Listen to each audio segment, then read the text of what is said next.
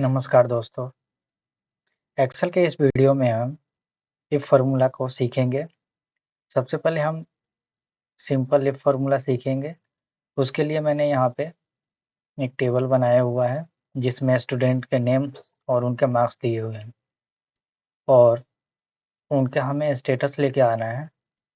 जिस भी स्टूडेंट्स का मार्क्स 50 के बराबर या उससे अधिक है वो स्टूडेंट का स्टेटस पास आए और जिनका उससे नीचे है वो फेल हो जाए। तो इसके लिए हम सबसे पहले इक्वल टू देंगे, इफ लिखेंगे, टैब प्रेस करेंगे। सबसे पहले हम फॉर्मूला को समझेंगे और उसको पढ़ेंगे। लॉजिक टेस्ट दिया हुआ है, उसके बाद वैल्यू इफ ट्रू है और उसके बाद वैल्यू इफ फॉल्स आ रहा है। लॉजिक टेस्ट में हमारा लॉजिक यही है कि यदि marks greater than equal to 50 है तो स्टूडेंट पास है वरना फेल है। तो लॉजिक देंगे हम, मार्क्स को सिलेक्ट करेंगे, greater than equal to 50 logic हो गया हमारा, कॉमा देंगे। अब देखिए वैल्यू इफ फॉल्स वाला हाईलाइट हो जाएगा, यानी वैल्यू इफ ट्रू, यदि ये सही है तो क्या हो, डबल कोट में पास लिखेंगे। टेक्स्ट को हम डबल कोट में लिखते हैं एक्सेल में, नंबर को नहीं लिखते हैं। फिर कॉमा देंगे, वैल्यू इफ फॉल्स, यदि ये बात गलत हो तो क्या है, तो फेल हो जाए। ब्रैकेट बंद और एंटर प्रेस कर दें इस तरह, यानी अमन जो है वो पास हो गया। ड्रैग एंड ड्रॉप कर लें और रिया फेल हो गई क्योंकि उनका नंबर जो है वो 50 से कम है, 40 है। और पूजा भी फेल है। यदि हम देख लेते हैं फॉर्मूला सही है या गलत। यहाँ पे मैं 51 लिख के देखता हूँ, ये देखिए यहाँ पे पास हो गई है पूजा। 35 लिख के देख लेते हैं, फेल। तो इस तरह हम सिंपल इफ फार्मूला का यूज़ कर सकते हैं। इसी तरह यहाँ पे एक और टेबल बनाया हुआ है मैंने जिसमें स्टूडेंट्स के नेम है और 3 सब्जेक्ट के उनके मार्क्स हैं। और इसमें हमारी कंडीशन ये है कि यहाँ पे तो हमारा एक ही कंडीशन था कि अगर एक सब्जेक्ट में यहाँ पे मार्क्स अगर 50 है या उससे कम है तो फेल हो जाए, ज़्यादा है तो पास। यहाँ पे हमारे पास ये कंडीशन है, स्टेटस यहाँ पे निकालते हैं STATUS स्टेटस लेके आना है। यहाँ पे मैथ में भी 50 या उससे ऊपर हो, इंग्लिश में भी 50 या उससे ऊपर हो, साइंस में भी 50 या उससे ऊपर आए। तो यहाँ पे इक्वल टू देंगे, इफ लिखेंगे। ये हम सिंपल इफ की हेल्प से नहीं कर सकते हैं, तो इसके लिए हमें एंड फार्मूला का यूज़ करना होगा। हमारे पास 3 लॉजिक है तो एंड का यूज़ करेंगे। लॉजिक 1 में हम लिख मैथ को सिलेक्ट कर लेंगे, greater than equal to 50 comma देंगे। लॉजिक 2 में इंग्लिश वाले के नंबर को सिलेक्ट करेंगे, greater than equal to 50 comma. Logic 3 में साइंस के नंबर को सिलेक्ट करेंगे, greater than equal to 50 bracket बंद करेंगे। लॉजिक टेस्ट हमारा पूरा हो गया। अब value if true, value if true में हम पास लिखेंगे और यदि इस कंडीशन को फुलफिल नहीं करता है अगर ये, तो फेल। ब्रैकेट बंद करेंगे, ये हमारा ऐसे फार्मूला पूरा हो गया। एंटर प्रेस करेंगे और ड्रैग एंड ड्रॉप कर लेंगे फार्मूला को इस तरह से।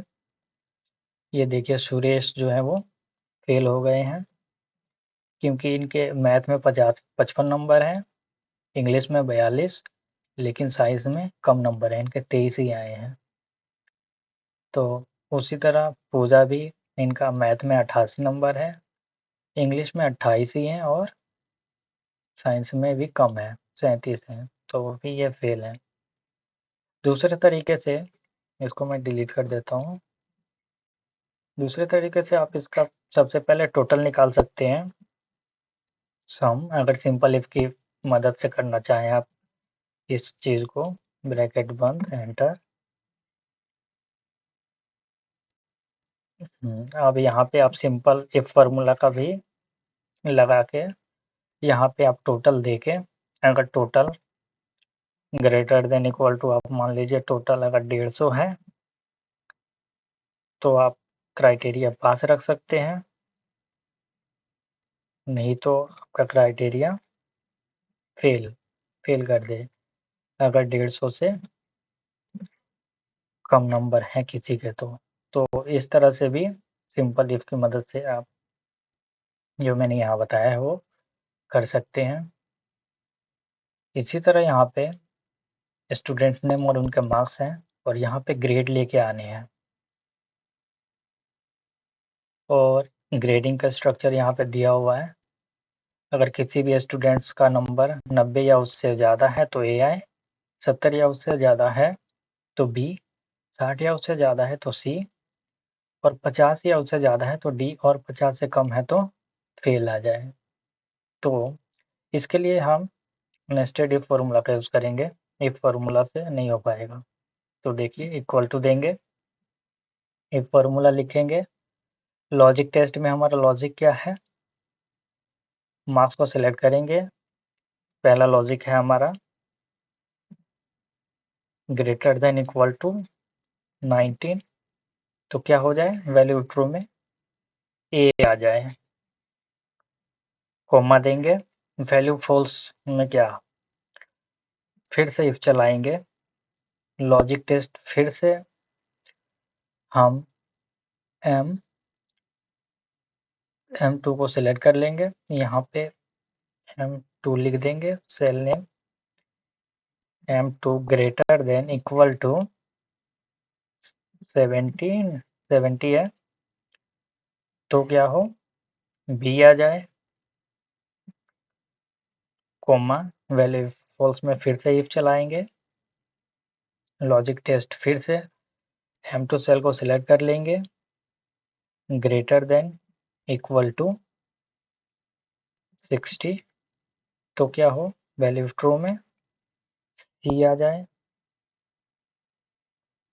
सी, कैपिटल सी लिख देते हैं, सी, कोमा, फिर से इफ चलाएंगे, लॉजिक टेस्ट में फिर से M2 सेल को सिलेक्ट करेंगे, greater than equal to 50, then D आ जाएगा। अब वैल्यू फॉल्स में क्या है, लास्ट हमारा फेल है, लास्ट क्राइटेरिया हमारा फेल है, तो फेल को लिख देंगे, ब्रैकेट तब तक बंद करेंगे यहाँ पे आपको जब तक ब्लैक कलर का ब्रैकेट ना आ जाए, ये ब्लैक कलर का आ गया और एंटर प्रेस करेंगे, तो इस तरह हमारा ग्रेड निकल के आ जाएगा, 63 नंबर आया है तो ग्रेड सी मिला है, यानी कि 60 से ऊपर है और 70 के नीचे है तो सी आया है, 96 है तो ए ग्रेड आया है, 90 से ज़्यादा है ये फेल है क्योंकि 33 यानी 50 से कम है। तो इस तरह से हम ग्रेड भी निकाल सकते हैं। इसको हम अगर एक से ज़्यादा इफ फार्मूला का यूज़ एक साथ करते हैं तो उसे नेस्टेड इफ फार्मूला कहते हैं। आगे हमारे पास ये भी है, इसमें हमें इस टेबल में नेम है, एज है और जेंडर है, कंट्री है, यहाँ पे वोटिंग स्टेटस लेके आना है। यहाँ पे कंडीशन ये है कि जिनकी एज 18 से ज़्यादा है, जेंडर में मेल या फीमेल है और कंट्री यदि इंडिया है, तभी वोटिंग स्टेटस यहाँ पे एप्लीकेबल आए, नहीं तो नॉट एप्लीकेबल आए। तो इसे आप कमेंट में कौन सा फॉर्मूला लगा के करेंगे वो कमेंट में लिख के बताइएगा। इस वीडियो में इतना ही रखते हैं, अगले वीडियो में इफ, नेस्टेड इफ के साथ एंड और फॉर्मूला का कैसे यूज़ करेंगे वो जानेंगे और सीखेंगे। थैंक्स फॉर वॉचिंग, मिलते हैं एक्सेल के नए वीडियो में।